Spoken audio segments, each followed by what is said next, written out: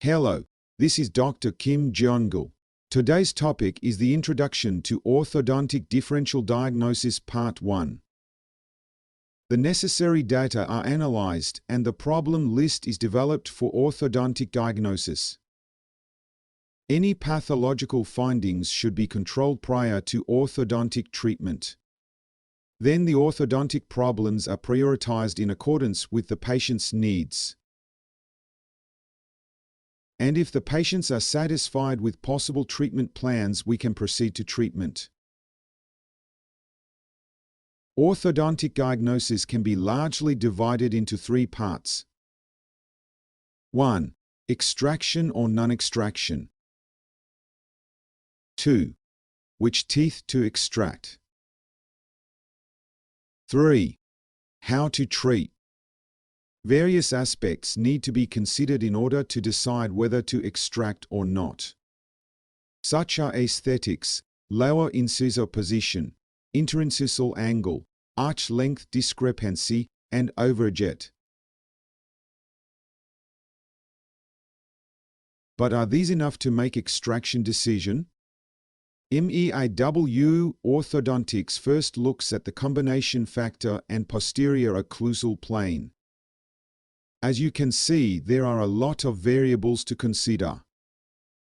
Other variables are growth, arch width, canine and molar keys, sinus pneumatization, condition of third molars, premolars, and other teeth. Extraction vs. non-extraction is still one of the most debated subjects. And there was an important debate between Angle and Case in the early 1900s on this issue. Angle believed in the normal occlusion theory and emphasized non-extraction treatment. So most of his patients were treated with non-extraction approach. On the other hand, Case, a student of Angle's, suggested the judicious use of extraction as a practical procedure. But still, only 12 to 15% of his cases were treated with extraction. The climax of this conflict was a fierce debate in 1911 between Case and Dewey. And this is still an ongoing debate today. There is no royal road to the orthodontic diagnosis and treatment. A clear set of rules does not exist, but it is necessary for us to develop such rules. As Moyers stated, orthodontics use the accumulated knowledge of craniofacial development within two logistic frameworks: understanding past growth and anticipating future growth. Diagnosis studies what has happened, and we can make diagnoses based upon the evaluation of past cases. But all treatments are in the future, which means that treatment does not necessarily proceed in the same direction as diagnosed. I believe that orthodontic diagnosis is the most important aspect of orthodontic treatment. Some people believe that there is no need for orthodontic diagnosis, but I believe that orthodontic diagnosis is the most important, followed by bracket positioning and wire bending. Many cases may not require wire bending at all. Orthodontic treatment follows this sequence. And we are going to focus on whether to extract or not in orthodontic diagnosis in this lecture. And then next lecture we'll discuss the methodology of treatment. I reviewed the literatures for guidelines for non-extraction treatment, but there was only a few. Among those, Setlin's guideline is the best organized. 1. 8 mm or less of crowding. 2. Severely mesially and lingually tipped posterior teeth, and in constricted arches. 3. No requirement for stability or aesthetics, but I believe stability and aesthetics is still required. 4. Cooperative patients. 5. Growing patients. Of course, any patient wants non-extraction treatment, but there are limitations. 1. Upper molars can't be bodily distalized, especially if the upper second molars have erupted already. 2. Arch can't be expanded in any direction. 3. Lower canine width can't be increased. 4. Long-term retention is necessary for stability. The biggest problem in non-extraction treatment is an aesthetic problem due to lip and teeth protrusion. And there is a relatively high relapse potential due to increased intercanine width. Therefore, many orthodontists choose to extract teeth. Here are the common indications for the extraction of the first premolars. 1. In general, there should be more than 12 mm of crowding in each arch. This would indeed require extraction. The size of the first premolars is generally about 7.5 mm, so the extraction would provide 50 mm in each arch, which is enough space for alignment of more than 12 mm of crowding. 2. In cases of a bimaxillary dental protrusion with an interincisal angle of less than 120 degrees. Instead, some people measure loan to mandibular plane angle or FMIA. 3. Also, cases with moderate crowding of 8 mm and an interincisal angle of 120 degrees would require a consideration of extraction. But the extraction of the first premolars may bring about the following problems. 1. Control of deep overbite is difficult because both the upper and lower incisors are extruded, as they are retracted during space closure. 2. Requires greater amount of torquing in retraction of incisors, and it is difficult to achieve bodily movement. 3. Complete closure of the extraction space and the maintenance of root paralleling are not easy. 4. Complete closure of the incisor space becomes difficult. 5. Extraction space opening is a common problem. 6. Due to the reduction of the arch length and tongue space, function of the tongue may become impaired. 7. May cause a dishedding profile and produce an unnatural smiling. 8. Even after the extraction of premolars, the third molars often become impacted and require extraction. Then a total of 8 teeth will be lost. It is always advisable to keep 28 teeth in dentition, but only 24 teeth are likely to be left after orthodontic treatment. McLaughlin stated that the dilemma of extraction vs. non-extraction should be looked at in relation to TMD. He claimed that the extraction of premolars can lead to TMD and bring about the following problems. 1. Collapse of the vertical dimension. 2. Flattening of the facial profile. 3. Excessive anterior interference. 4. Posterior condylar displacement. Witzig and Spall also discussed the drawbacks in first premolar extraction. 1. Reduction in vertical dimension. 2. Over-retraction. 3. Upper incisor retroclination. 4. Bite deepening. 5. Anterior interferences. 6. And TMD due to posterior condyle displacement. Extraction or non-extraction is still a debate, but non-extraction has become a preferential treatment recently. I pay attention to these 3 conditions in non-extraction treatment. 1. The profile should be acceptable. 2. Lower anterior crowding should not be severe. 3. And the lower incisors should not be too proclined. Only when these conditions are met can non-extraction treatment be performed. The treatment mechanics have to be considered as well. 1. Aesthetics can be evaluated by many aspects. You can use align to see if the lips are protruded and consult with the patients on the change in profile. Aesthetics can also be evaluated by nasolabial angle, relative protrusion of the upper lip to the true vertical line, passing through subnasal, mentolabial angle, and protrusion of the lower lip.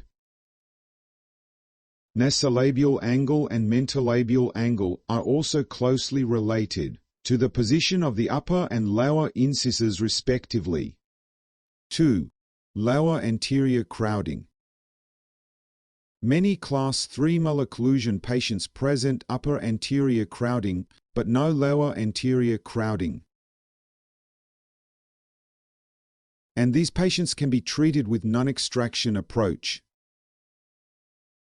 However, if there is a lower anterior crowding, the likelihood of extraction treatment increases. 3. Then the lower incisor position is determined. You should first look at the inclination of the upper and lower incisors. The patient has yawn to FH of 119 degrees compared to the ideal value of 114 degrees. IMPA is 106 degrees compared to the ideal value of 90 degrees, indicating labioversion of the lower incisors. Interincisal angle is 113 degrees compared to the ideal value of 130 degrees. Due to labiovision of both the upper and lower incisors, the patient shows protrusion of both the upper and lower lips. But the lips are normal with regard to the L-line.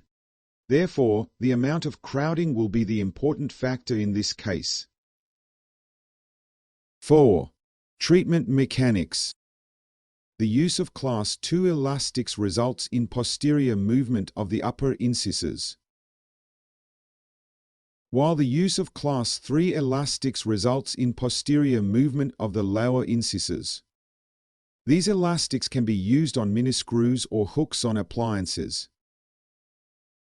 Class 2 mechanic also results in labioversion of the lower incisors. So the key to Class 2 mechanics is the lower incisor position. On the other hand, Class 3 mechanic results in labioversion of the upper incisors, which means the key to Class 3 mechanics is the upper incisors position. Therefore, in cases of Class 1 or 2 malocclusion with slight lower anterior crowding and protrusion, there is a higher possibility of extraction treatment. Let's review with this diagram. The x-axis represents the lower incisor proclination, and the y-axis represents the lower anterior crowding. As in lower left, if there is no or a slight lower anterior crowding and normal lower incisor inclination, non-extraction treatment is possible. However, as in upper right, if there is a severe lower anterior crowding and severe labioversion of lower incisors, the likelihood of premolar extraction increases. Also, there is a possibility of extraction treatment if the lower incisor position is normal, but the lower anterior crowding is severe, or if there is no or a slight lower anterior crowding but labioversion of the lower incisor is severe. When there is no or a slight lower anterior crowding, we can think of several treatment options.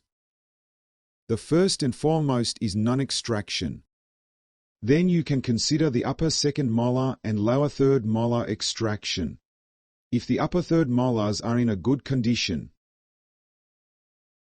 In cases with lip protrusion, only upper premolar extraction can be considered. And if the lower anterior crowding accompanies arch constriction and overall lingual inclination, non-extraction treatment can be attempted. The discrepancy mesial to the first molar is called the anterior discrepancy, and that distal to the first molar is called the posterior discrepancy. In case of an anterior discrepancy, premolars or other anterior teeth can be extracted. On the other hand, in case of a posterior discrepancy, posterior teeth need to be extracted. So what happens if there is a posterior discrepancy?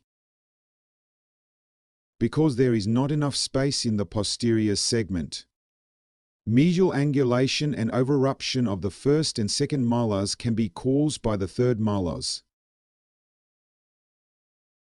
And therefore the third molars have to be extracted. This posterior discrepancy can in turn lead to anterior discrepancy. Combination factor should also be considered. Combination factor is a sum of ODI and a PDI. Patients with long faces have low CF, and there is a greater possibility of extraction. On the other hand, patients with round faces have high CF, and the likelihood of non-extraction approach increases. If the UOP and POP are normal, they should be maintained. And the steep UOP and POP should be changed to normal.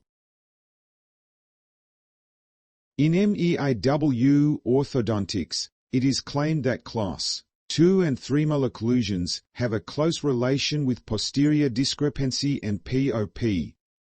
In general, there is a steep POP in class 2 molar occlusion and a flat POP in class 3 molar occlusion. In other words, in class 2 molar occlusion, the overruption of lower molar limits forward movement of the mandible. In contrast, in class 3 molar occlusion, the overruption of upper molar promotes forward movement of the mandible. Many orthodontists considers only the anterior vertical dimension in class 2 and 3 molar occlusions. The anterior vertical dimension increases in class 2 molar occlusion, while it decreases in class 3 molar occlusion. However, posterior vertical dimension should also be considered. In class 2 molar occlusion, the posterior vertical dimension decreases and the POP becomes steep. In class 3 molar occlusion, the posterior vertical dimension increases and the POP becomes flat. In diagnostic thinking process, non-extraction should be considered first.